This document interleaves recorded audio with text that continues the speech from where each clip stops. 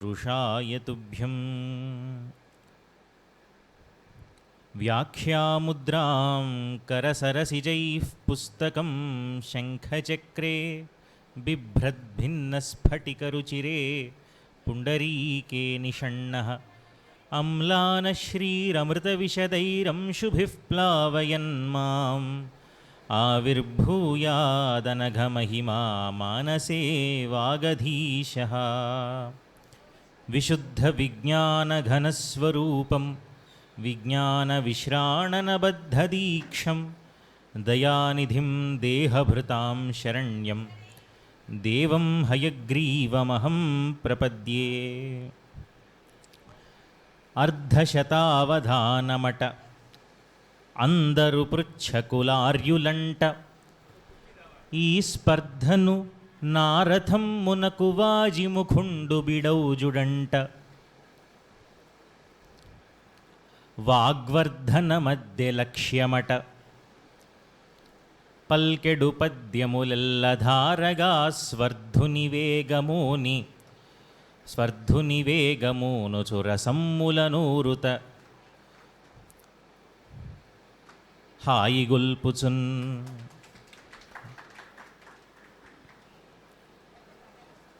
సమస్య మొదటిది.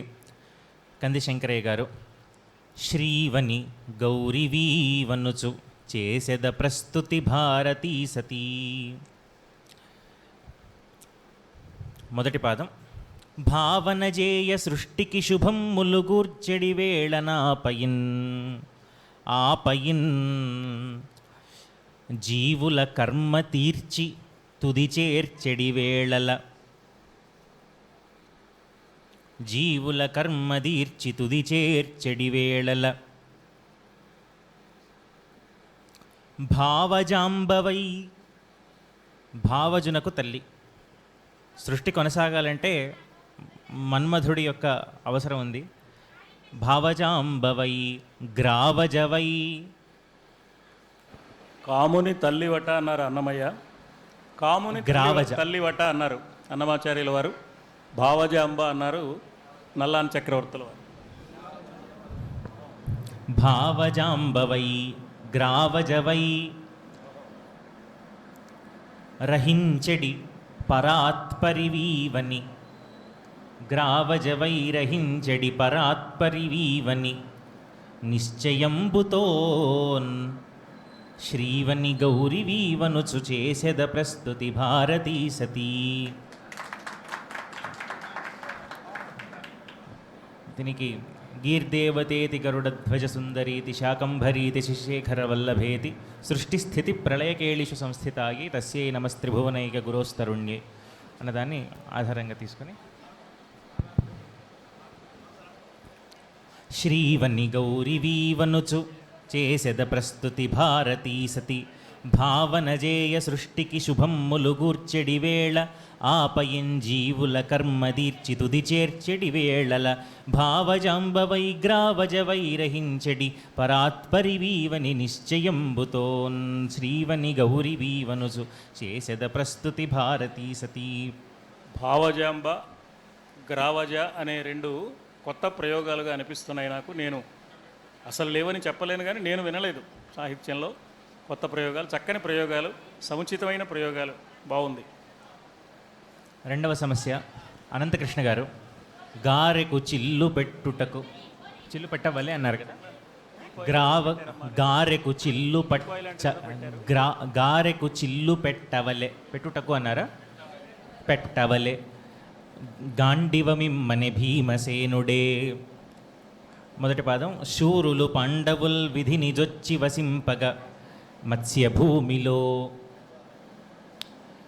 శూరులు పాండవుల్ విధిని జొచ్చి వసింపగ మత్స్యభూమిలో దూరగ కృష్ణ. దూరడం అంటే ఇక్కడ బండిరా తిట్టడం అర్థంలో. దూరగ కృష్ణ గీచకుడు కృష్ణ ద్రౌపదిని కీచకుడు తిట్టగా దూరగ కృష్ణ కీచకుడు దూరగ కృష్ణ గీచకుడు కీచకుడు గీచకుడు గీచకుడు దూరగ కృష్ణ గీచకుడు ధృతం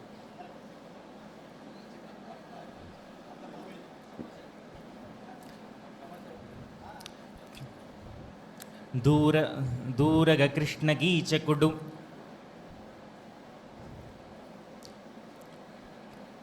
తోటి విచేష్టులనన్నదమ్ములన్ తోటి విచేష్టులనన్నదమ్ములన్ జీరి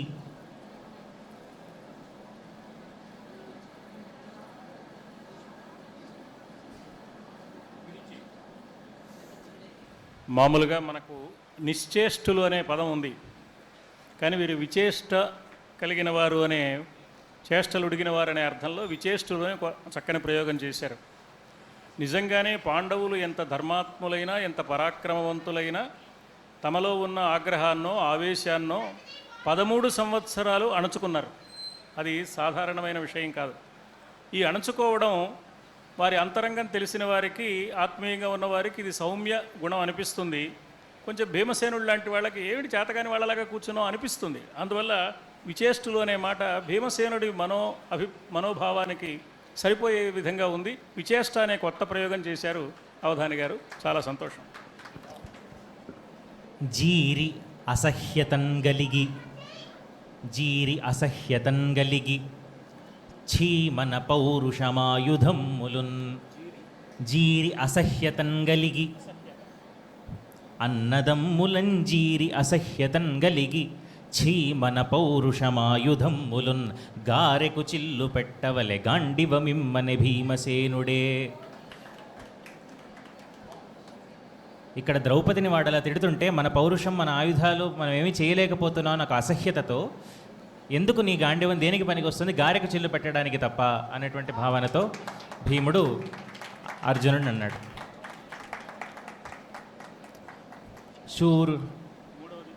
శూరులు పాండవుల్ విధిని జొచ్చి వసింపగ మత్స్య భూమిలో దూరగ కృష్ణ గీచకుడు తోటి విచేష్టులనన్నదమ్ములంజీరి అసహ్యతంగలిగి చీమన పౌరుషమాయుధమ్ములున్ గారెకు చిల్లు పెట్టవలె గాండివమిమ్మని భీమసేనుడే. నిజానికి అరణ్యవాసం ప్రారంభించగానే భీమసేనుడు ధర్మరాజుతో తగాదా పడ్డాడు. ఎక్కడ అరణ్యవాసం, ఎక్కడ అజ్ఞాతవాసం, ఇవన్నీ ఎందుకు, నువ్వు అని అన్నయ్య నేను కానిచ్చేస్తాను వ్యవహారం అంతా అని. కానీ ఆ అన్నయ్య ఊహు అన్నాడు కానీ అనలేదు. ధర్మరాజు ధర్మానికి ఎప్పుడూ భీమసేనుడి ఆవేశం కట్టుబడి ఉంటుంది. శ్రీమద్ రామాయణంలో కూడా అపారమైన ఆవేశం కలిగిన లక్ష్మణుడు ఎప్పుడు రాముడికి లోబడి ఉంటాడు. 2 వేరువేరు పాత్రలను చూపిస్తున్నారు వ్యాస వాల్మీకులు. కానీ వారి అభిప్రాయం ఏమై ఉంటుందని ఆలోచిస్తే ప్రతి వ్యక్తిలోనూ అధర్మాన్ని శిక్షించడానికి, ఎదుర్కోవడానికి ఓ ధర్మ ఆవేశం ఉండాలి. కానీ అది ధర్మానికి కట్టుబడి ఉండాలి. కట్టలు తెంచుకు ప్రవహించకూడదు. ఎప్పుడు ప్రవహించాలో అప్పుడు ప్రవహించాలి. అంతవరకు ఓపిక పట్టవలసిందే. ఇది ధర్మజుని సందేశం. ఈ సందేశాన్ని దృష్టిలో పెట్టుకుని అటు ధర్మజుడి పాత్ర, ఇటు భీమసేనుడి పాత్ర కూడా మనస్సులో భావన చేసి ఒక అద్భుతమైన పద్యాన్ని చెప్పారు. గారెకు చిల్లు పెట్టవలే అనగానే ఇది మామూలు విషయమా, ఎలా పూరించడానికి అవకాశం ఉంటుంది అనిపించినప్పుడు భీమసేనుడి దగ్గర నుంచి కథ నరుక్కుంటూ వచ్చి అద్భుతమైన పూరణ చేశారు. అవధాని గారి ప్రజ్ఞకు నిదర్శనంగా ఉండే పద్యాల్లో ఇది కనిపిస్తోంది. చింతా రామకృష్ణారావు గారు 3వ సమస్య. పూర్ణిమ నాడు చీకటులు పూర్తిగా క్రమ్ముట వింతగాదుగా శీర్ణ శరీరుడౌచు కడుచింత వెసన్ శీర్ణ శరీరుడౌచు కడుచింత వెసన్ విరహాగ్నిదగ్ధుడై వరకు అయింది కదా. కర్ణములందునన్ దయిత కంఠమే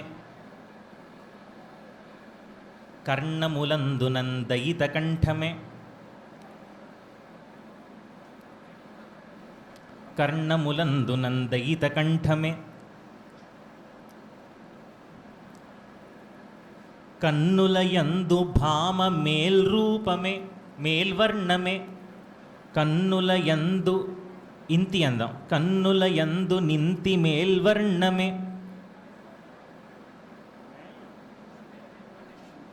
వర్ణమే కన్నులయందు నింతి మేల్వర్ణమే కల్గువానికి కన్నులయందు నింతి మేల్వర్ణమె గల్గువానికి నందనంతి మేల్వర్ణము.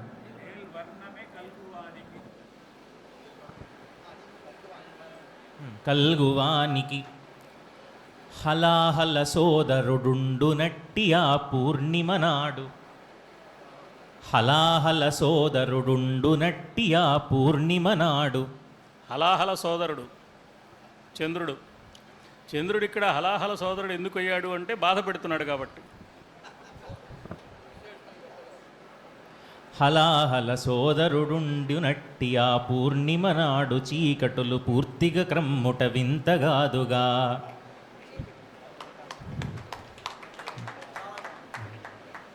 పూర్తి సమస్య చెప్తాను. పూర్తి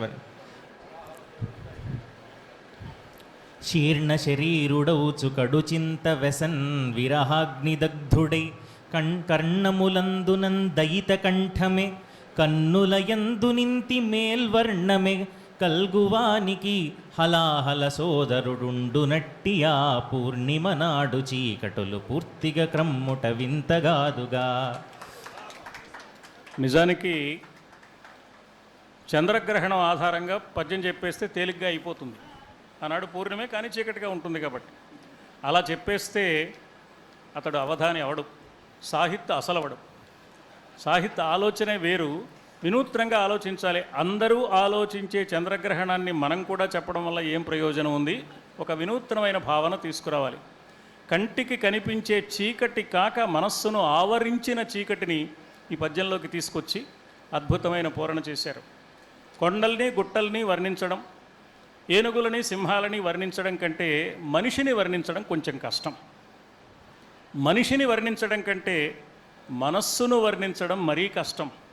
కానీ ఆ కష్టమైన పనిని ఇష్టంగా చేసి స్పష్టంగా ఆ భావాన్ని నిరూపించి నిర్దుష్టమైన పద్యాన్ని చెప్పారు ఈ అర్ధ శతావధానంలో అవధాని గారు. చక్రవర్తి గారు తర్వాత సమస్య. చక్రవర్తి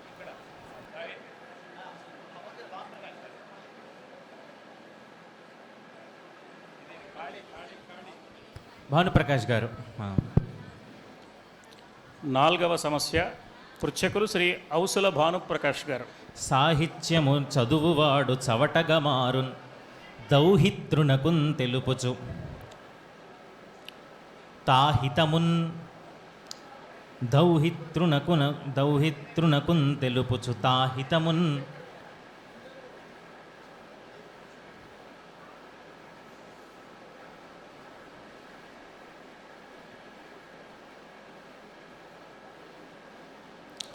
తాహితమున్ తాత పలికే దౌహితృనకున్ తెలుపుచు తాహితమున్ తాత పలికే ధార్మిక సాహిత్యాహారి వెలుగు. ధార్మిక సాహిత్యాహారి వెలుగు. ధార్మిక సాహిత్యాహారి వెలుగు.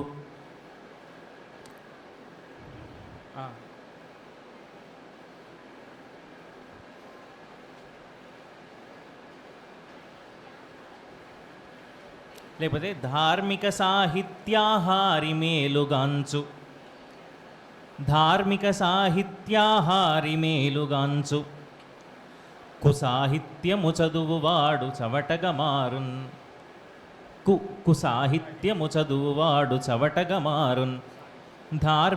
ధార్మిక సాహిత్యాహారి మేలుగాంచు కుసాహిత్యము చదువువాడు చవటగా మారున్.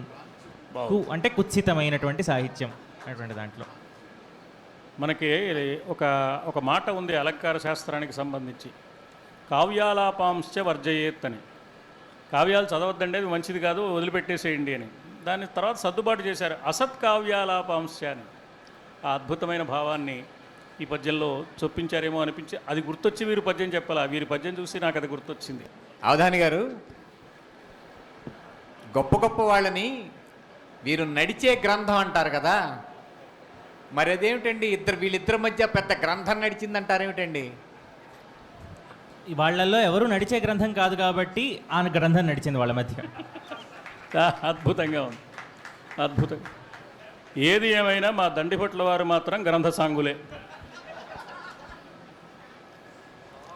ఐదవ సమస్య శ్రీ నల్లాన్ చక్రవర్తుల శ్రీరామ చక్రవర్తి గారు.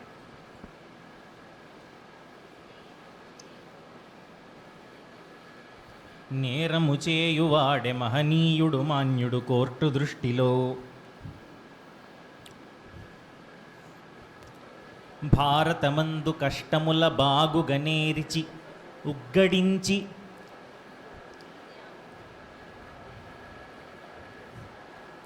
న్యా వరకు చెప్పాను.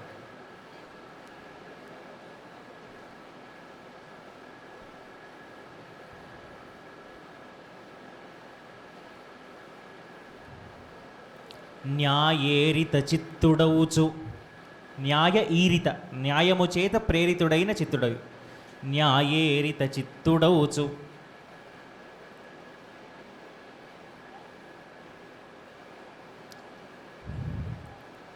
ప్రజకింపు ఘటింపగ పిల్లు వేసి. పిల్ పబ్లిక్ ఇంట్రెస్ట్ లిటిగేషన్. పిల్ పబ్లిక్ ఇంట్రెస్ట్ లిటిగేషన్. ప్రజకింపు ఘటింపగ పిల్లు వేసి. మరి వారు కోర్టు అన్నారు కదా, కాబట్టి పిల్లు వస్తుంది.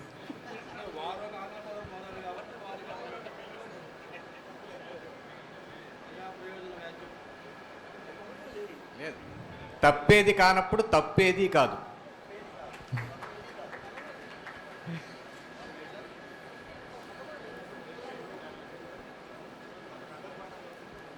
భారతమందు కష్టముల బాగుగనేరిచి ఉగ్గడించి న్యాయేరిత చిత్తుడవుచు ప్రజకింపు ఘటింపగ. న్యాయేరిత చిత్తమూని అని పెట్టండి. చిత్తమూని, న్యాయేరిత చిత్తమూని ప్రజకింపు ఘటింపగ పిల్లు వేసి.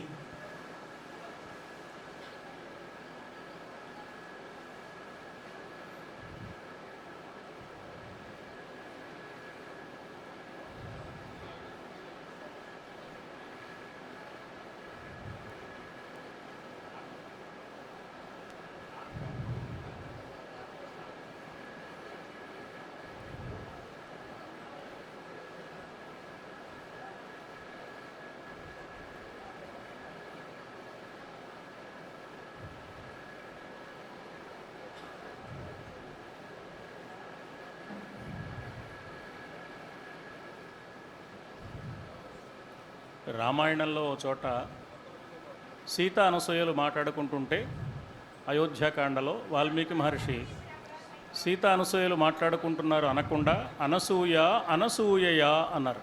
అనసూయ అనసూయతో మాట్లాడింది అని. ఇదేమిటి, వాల్మీకి మహర్షి పెద్దవారు అయిపోయారు, మతిమరుపు ఏమిటి, అనసూయ సీతతో మాట్లాడింది అనడానికి బదులు అనసూయ అనసూయతో మాట్లాడింది అని రాశారు అనిపిస్తుంది. అది మతి మరుపు కాదు, అది మతి మెరుపు. పేరును బట్టి, వైభవాన్ని బట్టి ఆమె అనసూయ, మనస్తత్వాన్ని బట్టి, స్వభావాన్ని బట్టి, తీరును బట్టి ఈమె కూడా అనసూయే. నాకు నా భర్తకు చెందవలసిన రాజ్యభోగాలు మా మరిదికి తోడుకోడలికి దక్కాయన్న ఆలోచనే లేదు. ఇంత విశాలమైన సామ్రాజ్యాన్ని తండ్రికిచ్చిన మాట కోసం తృణప్రాయంగా పరిత్యాగం చేసి అడవులకు రాగలిగిన ధీరుడైన రామచంద్రమూర్తికి భార్యను నేను అనుకోగలిగింది. అమ్మాయి, మీ పెళ్ళేదో చిత్రంగా జరిగిందిటే, ఎలా జరిగిందే చెప్పవే అని అడిగింది అనసూయ. అది సీతమ్మను ఒడిలో కూర్చోబెట్టుకుని. అప్పుడు ఏమిటోనమ్మా, చాలా ఆస్తుంది అనుకున్నాం కానీ ఇన్ని కోర్టు తగాదాలు ఉన్నాయి అనుకోలేదని బోరున ఏడవలేదు ఇప్పుడు అమ్మాయిలాగా. ధీరుడు నా భర్త, ధర్మమూర్తి నా భర్త అని ఆనందంగా ఆ వివాహ సన్నివేశాన్ని జ్ఞాపకం చేసుకుంటూ చెప్పినప్పుడు అనసూయ అనసూయతో మాట్లాడింది అన్నారు. ఇది నాకు ఎందుకు జ్ఞాపకానికి వచ్చిందంటే, నల్లాన్ చక్రవర్తుల వారితో మాట్లాడుతున్నారు ఈ సమస్యలో.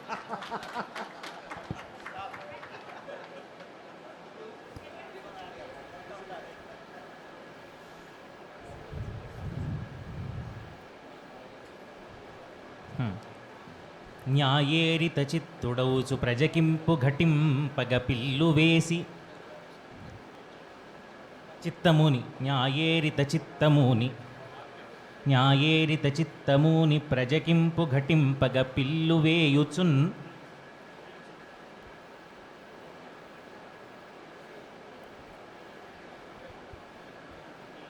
ప్రజకింపు ఘటింపగ పిల్లు వేయుచున్.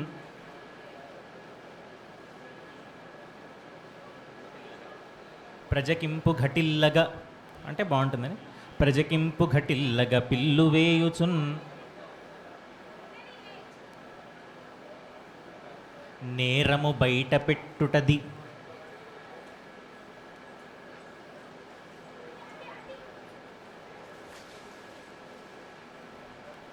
నిక్కము మేమిట నింజనీర్లమా నేరము. నిక్కము మేమిట నింజినీర్లమా నేరము. చేయువాడే ఇంజనీర్లమా నేరము. చేయువాడే మహనీయుడు మాన్యుడు కోర్టు దృష్టిలో.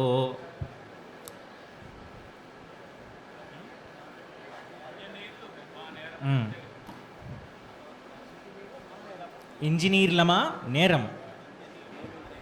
మాకు తెలియదు. ఎవడైతే ఇలా చేస్తాడో వాడే మహనీయుడు మాన్యుడు కోర్టు దృష్టిలో. మీకు ఒకసారి పూర్తిగా చెప్తాను.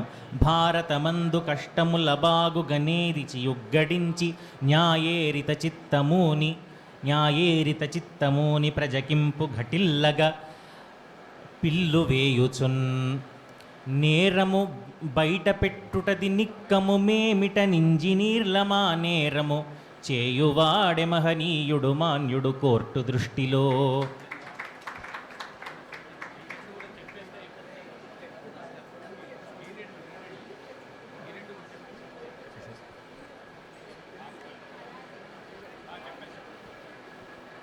నిక్కము మేమిట ఇంజనీర్లమా నేరము.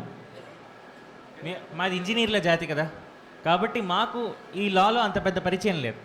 కానీ అలా పిల్లు వేసి ప్రజల కోసం పనిచేసేవాడంటే కోర్టుకి చాలా ఇష్టం అనేటువంటిది ఇందులో ఉన్న భావం. తర్వాత 6వ సమస్య శ్రీ ముత్యంపేట గౌరీ శంకర శర్మ గారు. పాంచజన్యము పూరించే పరమశివుడు. బాగుంది.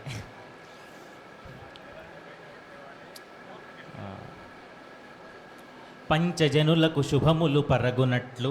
మొదటి పాదం. పంచజనులకు శుభములు పరగునట్లు.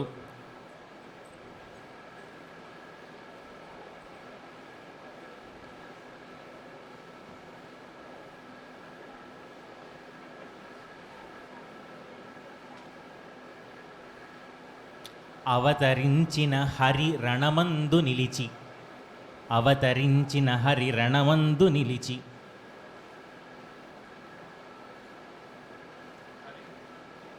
అవతరించిన హరి రణమందు నిలిచి. రణమందు నిలిచి.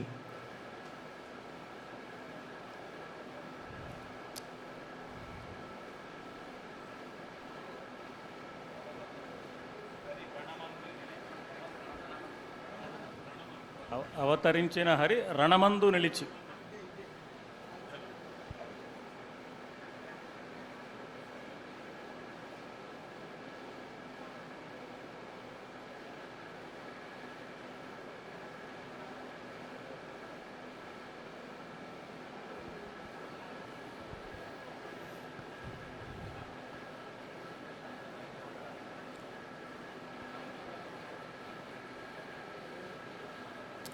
దరము పూరింప.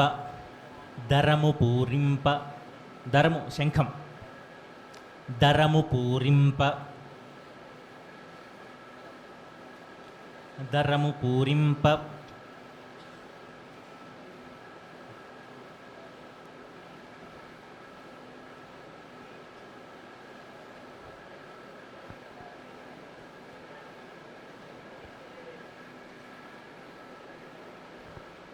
దరము పూరింప పార్థుడు తలచెనెట్లు.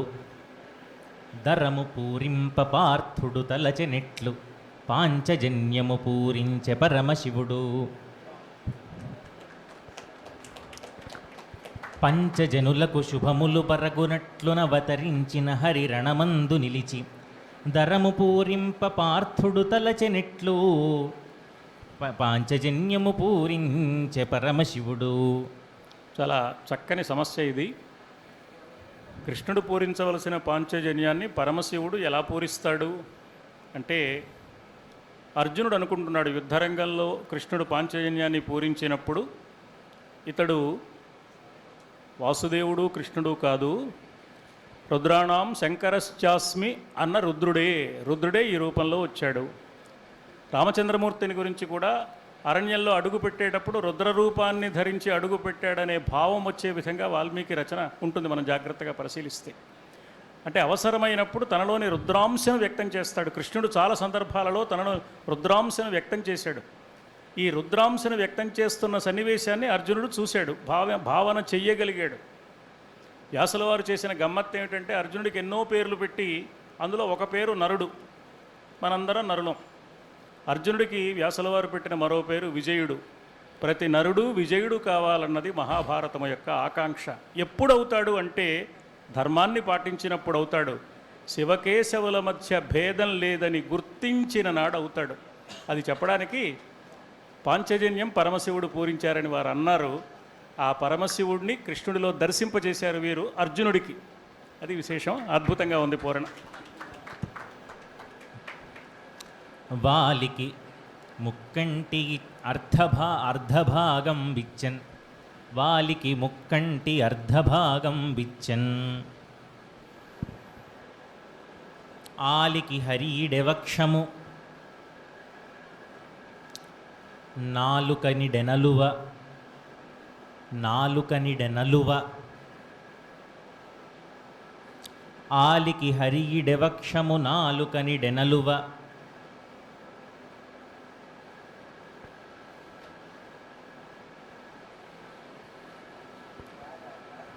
నాలుకనిడెనలువ ఎనగ,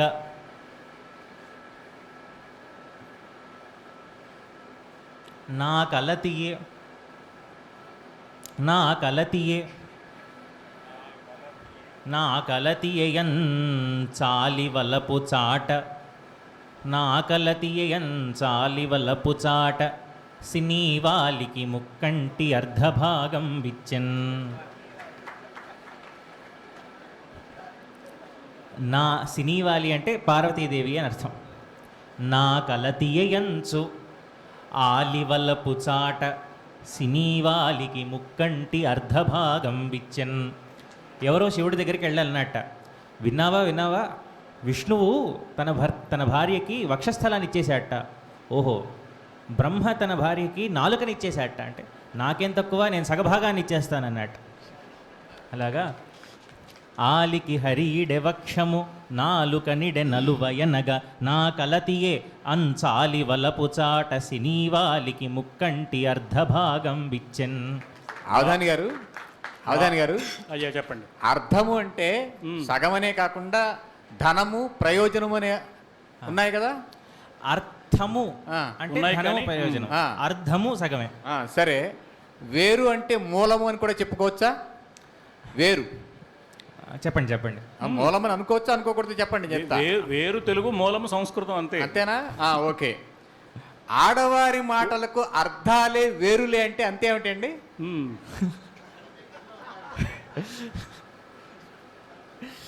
ఆడవారి మాటలకు అర్థాలే వేరులే. ఈ ప్రశ్న మీరు అడగాల్సిన వారు వేరే ఉన్నారు. సాయంత్రం ఆఫీస్ అయిపోగానే పెందరాళే వచ్చేస్తారుగా అని గోముగా అడిగినంత మాత్రాన మురిసిపోకూడదు. రాకపోతే జాగ్రత్త ఆలోచించుకోని అర్థం. అది అర్థాలు వేరులే అంటే. వేర్లు కదులుతాయి. వాలికి అనగానే సినీవాలికి అనే స్ఫురణ రావడం మాత్రం అత్యద్భుతం. సినీవాలి ఎవరు అంటే, మనకు చంద్రుడికి 16 కళలు, తిథులు మాత్రం 15. రోజుకో కళ చొప్పున పెరుగుతూ ఉంటుంది, రోజుకో కళ చొప్పున తరుగుతూ ఉంటుంది శుక్ల కృష్ణ పక్షాల్లో. అమావాస్య నాడు కూడా ఒక కళ ఉంటుంది, ఎందుకంటే కళలు 16, తిథులు 15 కాబట్టి. కానీ అది మన కంటికి కనిపించదు. దాన్ని శాక్తేయ సంప్రదాయంలో సాదా కళ, ధ్రువా కళ అంటారు. అది కంటికి కనిపించదు, ఆ 16వ కళ. ఆ కళాస్వరూపిణి అమ్మవారు. అందుకే కళాభ్యాం చూడాలంకృత శశికళాభ్యాం అని శంకరులు ప్రారంభించారు. కళ అంటే అమ్మవారు. ఏ కళ? అది చంద్రుని యొక్క 16వ కళ. అది వేరుగా కనిపించదు. అమ్మవారు వేరుగా కనిపించక పరమేశ్వరునిలో లీనమై ఉన్నారు. మనం ఏమనుకుంటామంటే అర్ధనారీశ్వరులు అంటే ఆలయంలో కొబ్బరికాయ పగలగొట్టినప్పుడు 2 చెక్కలుగా ఉన్న స్వరూపం అనుకుంటాం. అటు సగం శివుడు, ఇటు సగం పార్వతి. కానే కాదు. ఏ సగం ఎవరిదో నిర్ణయించడానికి వీల్లేకుండా ఒకరిలో ఒకరు ఒదిగిపోయి కలిసిపోయిన వాళ్ళు. దీన్ని సంపృక్తత్వం అంటారు. ఈ రహస్యం గుర్తించి కాళిదాసు వాగర్ధావివ సంపృక్తౌ అన్నాడు. సంపృక్తమైన దాంపత్యం అంటే రెండు ముక్కలుగా కలిసి ఉండడం కాదు, ఇద్దరు ఒకటైపోయి ఎవరు ఏదో నిర్ణయించడానికి అవకాశం లేకుండా ఒకరు మనసైతే ఒకరు మాట అన్నట్లుగా కలిసిపోయిన దంపతులు వాళ్ళు. అందుకే వాళ్ళు ఆది దంపతులై ఆదర్శ దంపతులు అయ్యారు. అద్భుతమైన పూరణ చేసినందుకు ముఖ్యంగా సినీవాలి అనే పదాన్ని రకరకాల పద్ధతుల్లో ప్రయోగించారు. శ్రీశ్రీ అంతటి వాడు కూడా ఉన్మాది మన సినీవాలిలో ఘూకం కేక భేకం బాకా అన్నాడు. అందరికీ అర్థమయ్యే భాషలో చెబుతానని ప్రతిజ్ఞ చేసిన శ్రీశ్రీ గారు ఇలాంటి మాటలు చెప్పారు. అందువల్ల ఈ పదాలు మనం ఉపయోగించుకోవాలి. సంప్రదాయ సిద్ధమైన పదాలను ఉపయోగించుకోలేని అభ్యుదయ కవి ఆధునిక కవి లేడు. సంప్రదాయం ఎప్పుడూ ఉంటుంది, వేషం మార్చుకుంటూ ఉంటుంది, అంతే. అది మర్చిపోకూడదు మనం.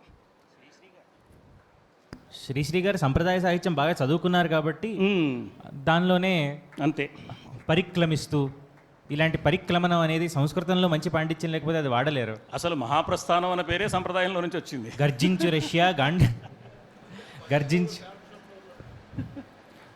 గర్జించు రష్యా, గాండ్రించు రష్యా, పర్జన్య శంఖం, పూరించు రష్యా, ఈ పదాలన్నీ కూడా అక్కడి నుంచి.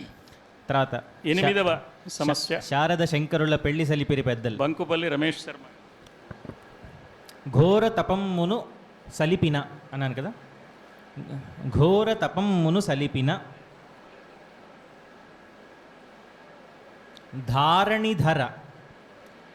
ధారణిధర జాత కథను ధాత తెలుపుచున్. ధారణిధర జాత కథను ధాత తెలుపుచున్. పౌరోహిత్యపు తుదిననే. పురోహితుడు బ్రహ్మే కదా దానికి.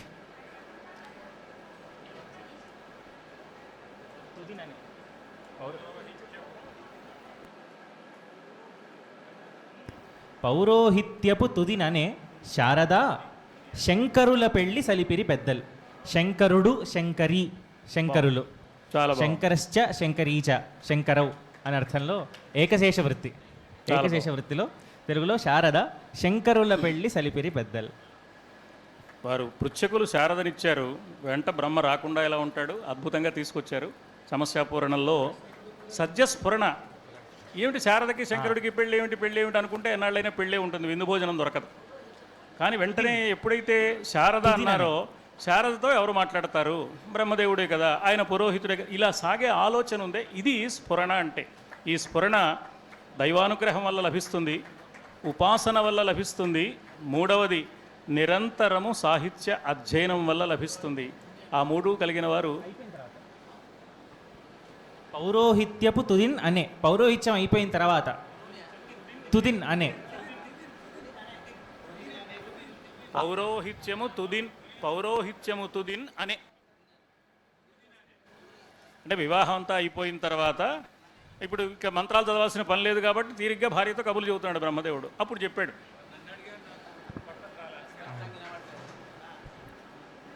ధారణి ఘోరతపమ్మును సలిపిన ధారణిధర జాత కథను ధాత తెలుపుచున్. పౌరోహిత్యపు తుదిననే శారద శంకరుల పెళ్లి సలిపిరి పెద్దల్. అంటే శంకరుల పెళ్ళి అని వేరు చేయటం కూడా చాలా చాలా అద్భుతమైన ప్రయోగం అండి, మామూలు ప్రయోగం కాదు. ఎంతో రహస్యం తెలిస్తే తప్ప. పార్వతీ పరమేశ్వరులకు ఉన్న ప్రత్యేకత ఏమిటంటే వాళ్ళిద్దరికీ వేషం ఒకటే. ఆయన నెలవంక పెట్టుకుంటే ఆవిడ కూడా నెలవంక పెట్టుకుంది. వాళ్ళిద్దరికీ పేరు ఒకటే, ఆయన పేరు శివుడైతే ఆమె పేరు శివ. వాళ్ళకి రూపసామ్యం ఉంది, నామసామ్యం ఉంది, మనస్సామ్యం ఉంది, అన్ని సామ్యాలు ఉన్నాయి. కాబట్టి శంకరుడు శంకరి ఇద్దరెందుకు, ఇద్దరూ కలిసి శంకరులే అని ఆలోచించిన వ్యాస శంకరుల భావం ఈ పద్యంలోకి రావడం సామాన్యమైన విషయం కాదు. ఎంతో ఉపాసన సంప్రదాయ సిద్ధమైన ఆలోచన ప్రవాహం ఉన్నవారికి తప్ప ఇటువంటి పూరణ స్ఫురించదనేది నా వ్యక్తిగత అభిప్రాయం. తరువాతి సమస్య శ్రీ ధనికొండ రవిప్రసాద్ గారు, 9వ సమస్య. రెండవదెట్లు చిక్కగనే రెచ్చెడునా అవధాని దిట్టయై. కండలుగల్గు ప్రశ్నలకు గాండివమెక్కిడునావధాని ఉద్దండత.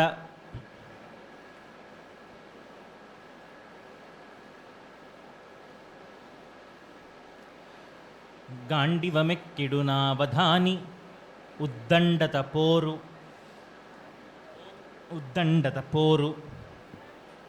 ఉద్దండత పోరు ఒక్క తరి ఉద్దండత పోరు ఒక్క తరి ఒక్క మారు ఒక్క తరి దత్తపదమ్ముల రెండు శబ్దముల్ గండు గదక్క దత్తపదమ్ముల రెండు శబ్దముల్ గండు గదక్క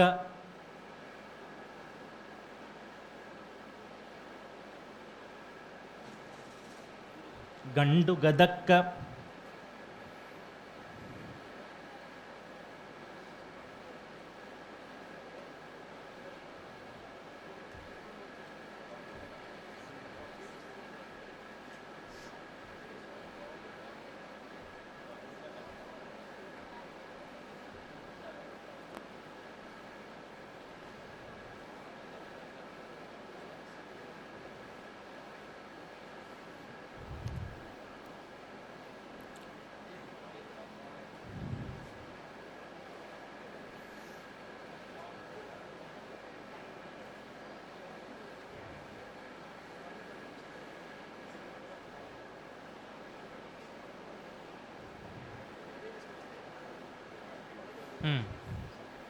గండు గదక్క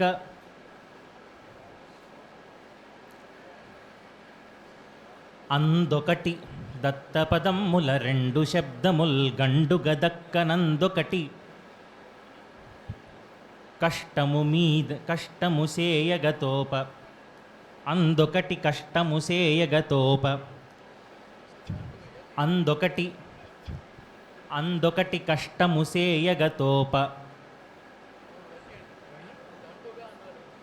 గండు గదక్క రెండు శబ్దముల్ గండు గదక్క అందొకటి కష్టము సేయగతోప చింతతో రెండవదెట్లు చిక్కగనే రెచ్చెడుని అవధాని దిట్టయై. అద్భుతమైన ఊహ. సంసారాన్ని దృష్టిలో పెట్టుకుని వారు అడిగారు, సాహిత్యాన్ని దృష్టిలో పెట్టుకుని వీరు చెప్పారు. అంటే వీరికి ప్రస్తుతానికి సాహిత్యమే సంసారం కాబట్టి నేను ఆశీర్వదిస్తున్నాను, రేపు సంసారం సాహిత్యం కావాలి అని. సంసారం అంటే ప్రపంచం అని అర్థం ఉంది కదా.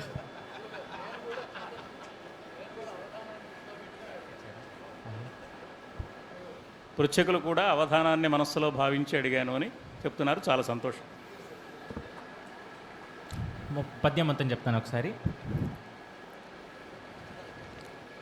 కండలుగల్గు ప్రశ్నలకు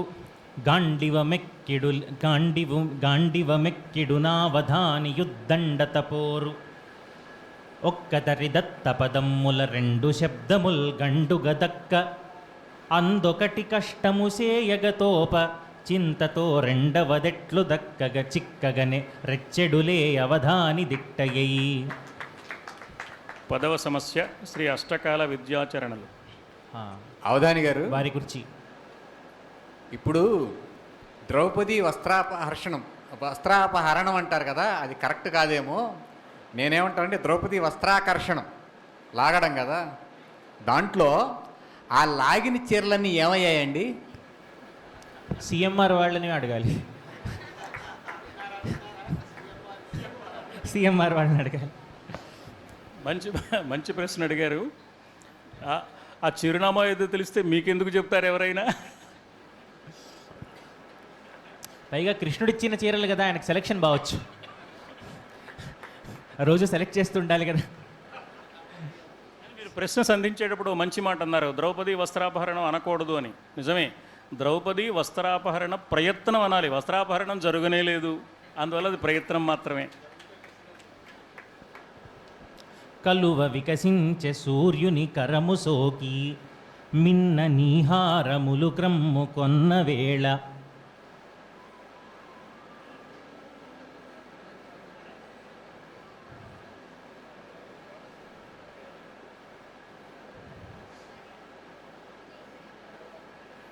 పూర్వగిరిపైన సూర్యుడు పొడముచుండ మిన్న నీహారములు క్రమ్ము కొన్న వేళ కూర్వగిరిపైన సూర్యుడు పొడముచుండ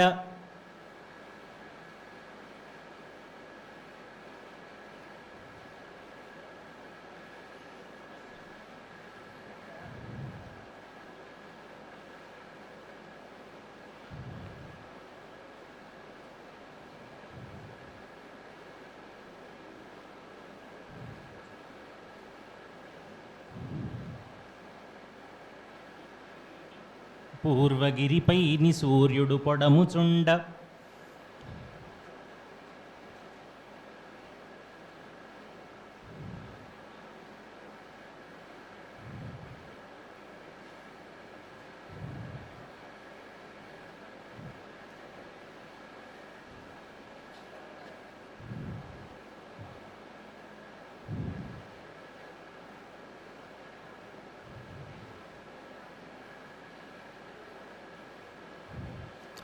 చెంత చేరిన పూర్వగిరిపైని సూర్యుడు పొడముచుండ చెంత చేరిన ఆయుషకాంత కన్నుగలువ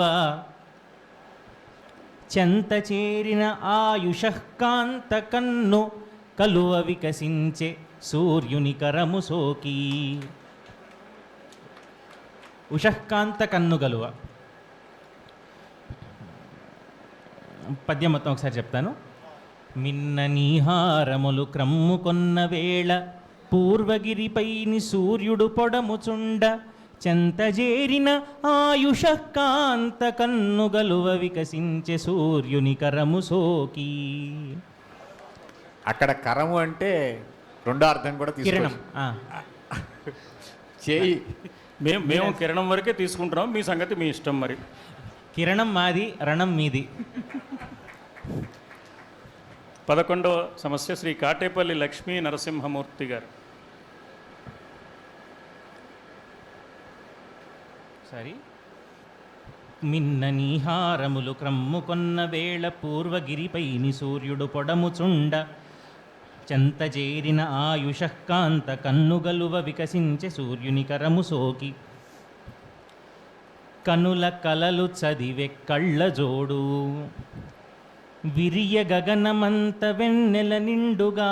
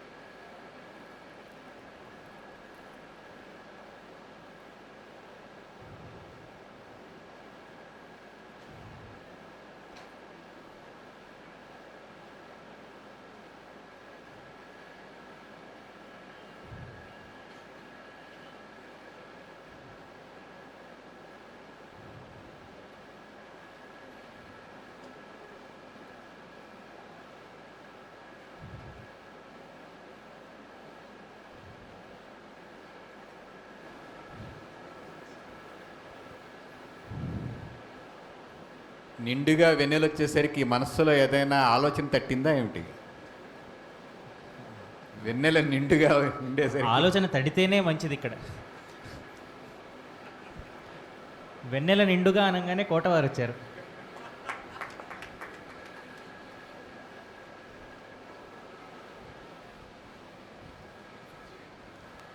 సహస్రావధాన భాస్కరులు శ్రీ కోట వెంకట లక్ష్మీ నరసింహం గారికి, వారి సతీమణి గారికి అవధాన విద్యా వికాస పరిషత్ పక్షాన హృదయపూర్వక స్వాగతం.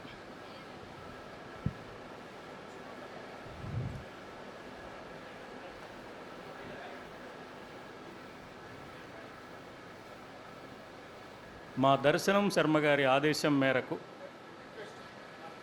శ్రీ కోట వెంకట లక్ష్మీ నరసింహం గారిని ఈ వేదికపైకి ఆహ్వానిస్తున్నాం. ఆదేశం వారిది, ఆహ్వానం మాత్రమే మాది.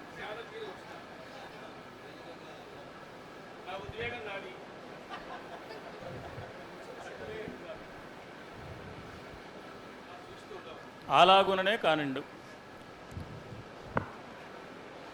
విరియ గగనమంత వెన్నెల నిండుగా నవవధూవరుల ప్రణయమునొంద నవవధూవరులు ప్రణయమునొంద నవవధూవరులు ప్రణయమునొంద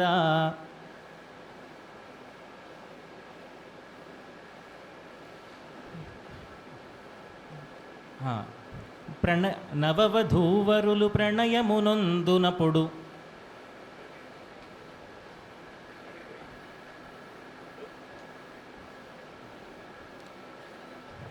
ప్రణయమునందునప్పుడట పరస్పరాలోకనమ్ముల కనుల కలలు చదివే కళ్ళ జోడు.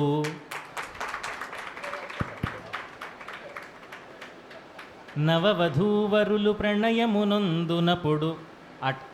ప్రణయమునందునప్పుడట పరస్పరాలోకనమ్ముల కనుల కలలు చదివే కళ్ళ జోడు. పెళ్లి కాకుండానే ఇలా చెప్పాడంటే పెళ్ళైతే చెప్పలేరు కాబట్టి.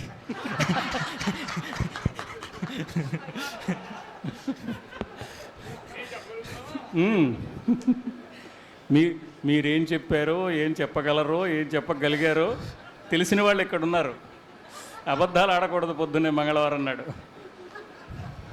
కనుల కలలు చదివే కళ్ళజోడు అన్నప్పుడు ఏంటంటే కళ్ళజోడు సక్రమంగా లేకపోతే, పవర్ సరిగ్గా కుదరకపోతే మామూలు అక్షరాలే చదవలేమే.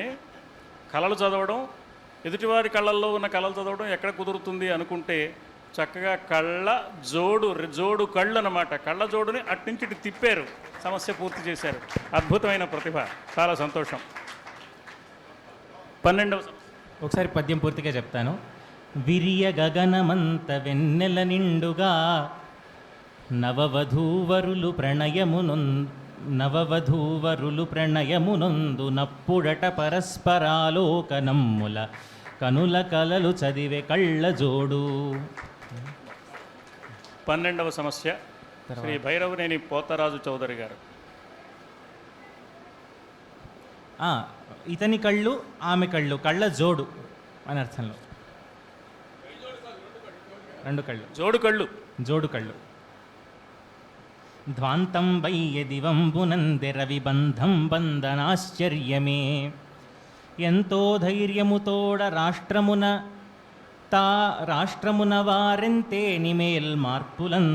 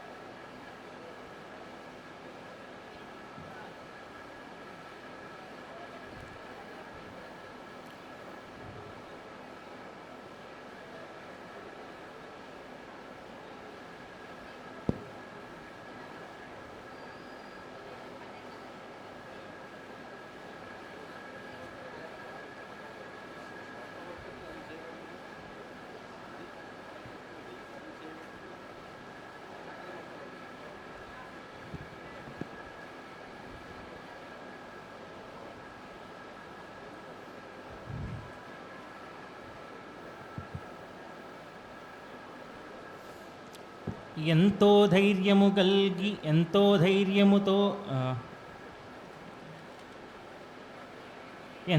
ధైర్యముతోడ రాష్ట్రమున వారెంతే నిమేల్ మార్పులున్ చేద్దాం. మార్పులున్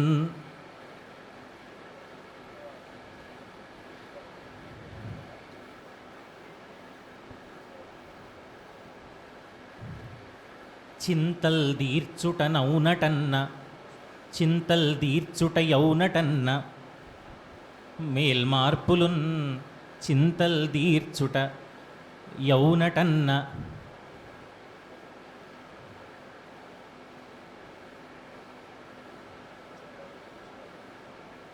చింతల్ దీర్చుట యౌనటంచను చిరంజీవిన్ కడున్నమ్మి ఎంతో ధైర్యముతోడ రాష్ట్రమున వారెంతే నిమేల్ మార్పులున్. చింతల్ దీర్చుట యౌనటంచను చిరంజీవిన్ కడున్నమ్మి.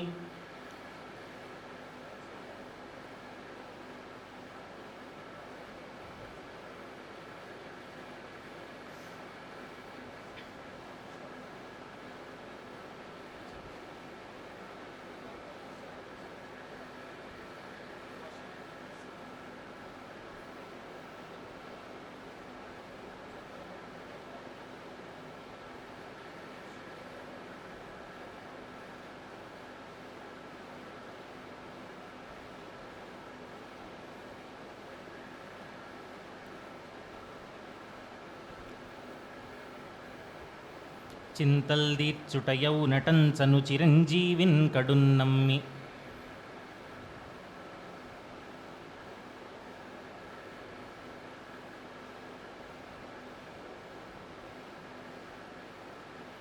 కేరింతల్గొట్టిన కార్యకర్తలకు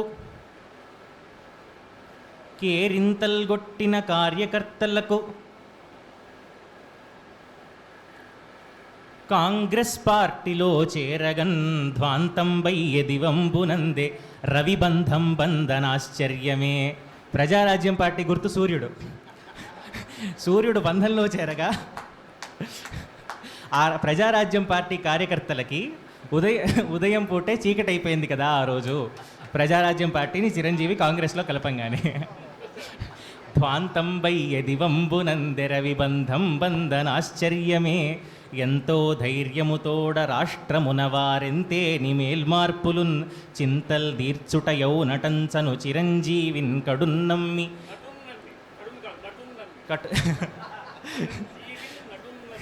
చిరంజీవిన్ కటున్నమ్మి నటునా చిరంజీవిన్ నటున్నమ్మి. ఇది చాలా బాగుంది. చిరంజీవిన్ నటున్నమ్మి కేరింతల్గొట్టిన కార్యకర్తలకు కాంగ్రెస్ పార్టీలో చేరగన్ ధ్వాంతం వయ్య దివంబునందే రవిబంధం బంధనాశ్చర్యమే.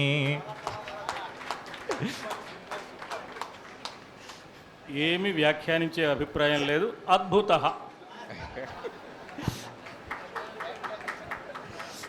అవధాని గారు, ఈ సెషన్కి చివరిగా ఈ సెషన్కి సమస్య ఉంది. అదే దానికి ఇంకా నేను ఆ తర్వాత ఉండేది అది అదే అన్న వ్రతం చెడ్డ ఫలం దక్కాలంటారు కదా. వ్రతం చెడ్డ ఫలం దక్కాలంటారు కదా. మరి భగవద్గీతలో కర్మణ్యేవాధికారస్తే అని చెప్పాడు కదా. కర్మలు చేయడం నీ అధికారం కానీ ఫలం మీద లేదు అని చెప్పాడు. మరి ఇది కొంచెం సందేహం వేస్తోంది. ఒకటి వ్రతం చెడ్డవారికి, ఒకటి వ్రతం చెడని వారికి.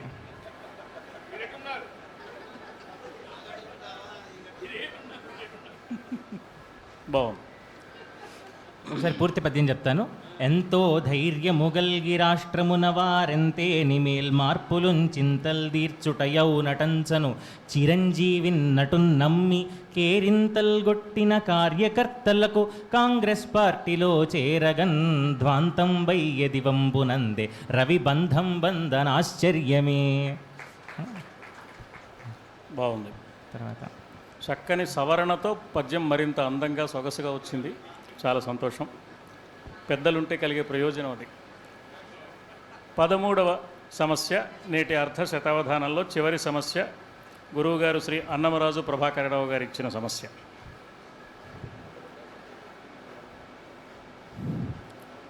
బావను చంప వీరుడని ప్రస్తుతి చేసిరి నల్గురచ్చటన్.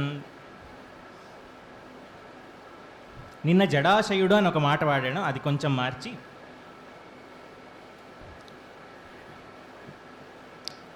ధావనమున్బొనర్చియు ధావనమున్బొనర్చియు హ్రదంబున జొచ్చి ధావనమున్బొనర్చియు హ్రదంబున జొచ్చి శిరమ్ము దాచి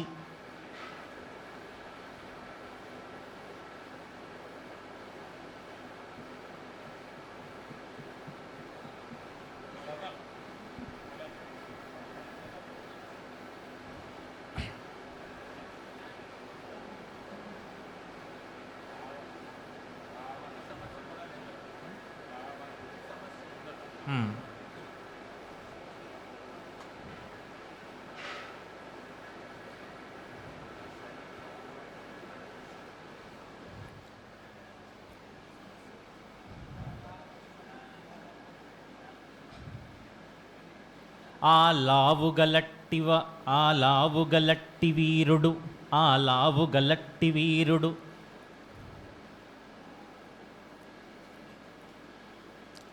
పలాయన చిత్తుడునైన వేళ ఆ లావుగలట్టి వీరుడు పలాయన చిత్తుడునైన వేళ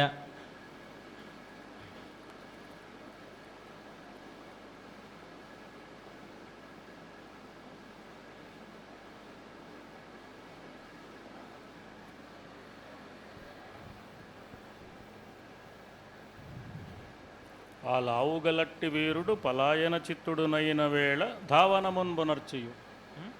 ధావనమంబునర్చి. పలాయన చిత్తుడైన వేళ ధావనమున్బునర్చి. బాగుంది, ఓ అక్షరం రావాలి.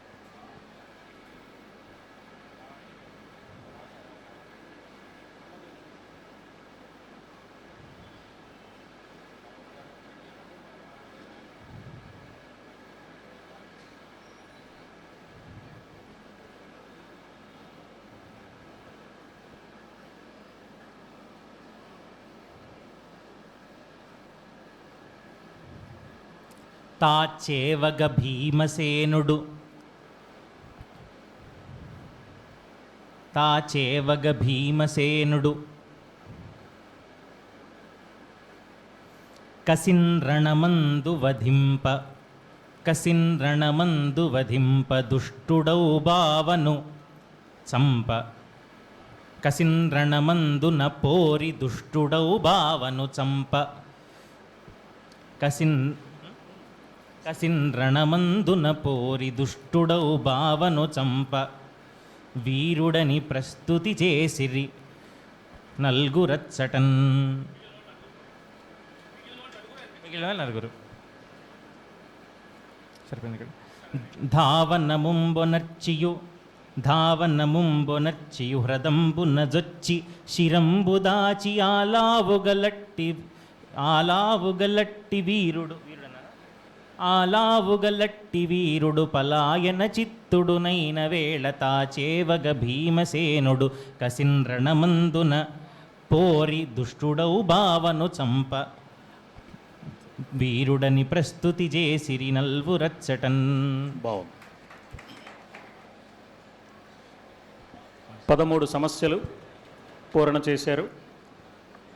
ఒక ఆశువుతో దత్తపదిలోకి వెళ్దాం. ఆశువు శ్రీ శ్రీపాద సూర్యప్రకాశరావు గారు.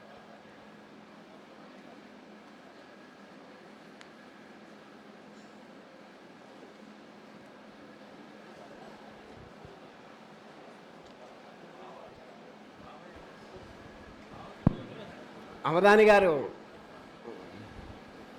దుష్టుడౌ అవధాని బావ గారు, దుర్యోధనుడు. బయట ఎండలు ఎక్కువగా ఉన్నాయి, మీ ఆశు పద్యం ద్వారా ఏమైనా చల్లబరచగలరా?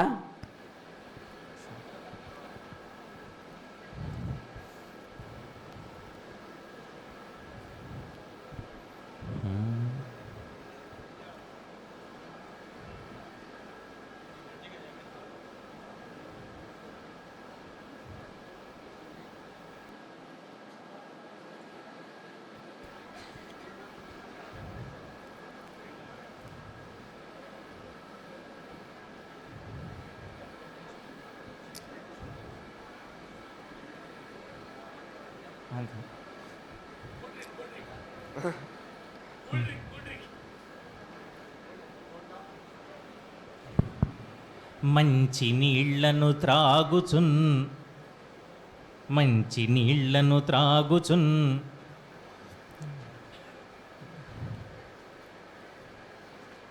కడు మంచి మాటలు పల్కుచున్. మంచి నీళ్లను త్రాగుచున్ కడు మంచి మాటలు పల్కుచున్.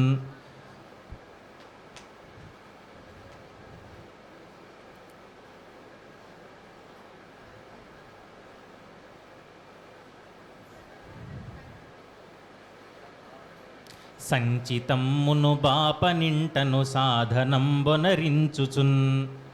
సంచితమ్మును బాపనింటను సాధనంబొనరించుచున్.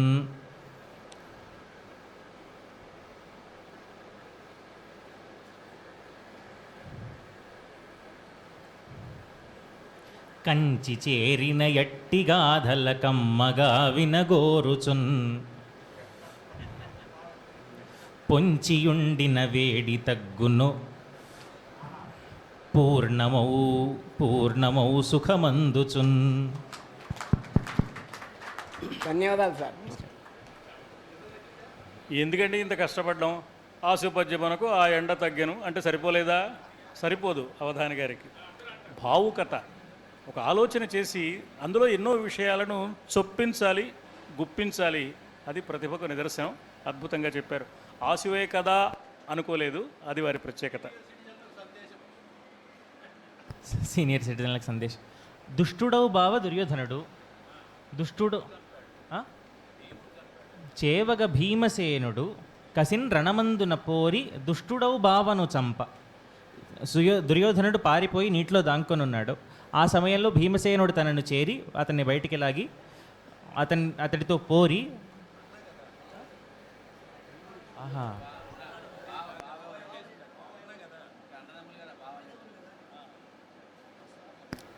అవునవును అన్న కదా. అదే అదే అలాగే అనుకుంటున్నాను.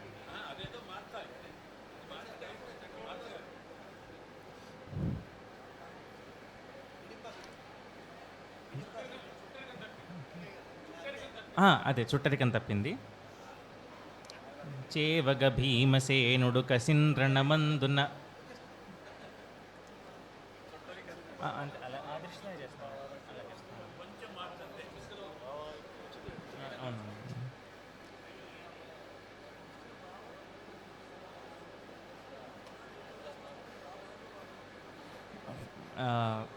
కసిన్ రణమందున పోరి చక్రికిన్ బావను చంప.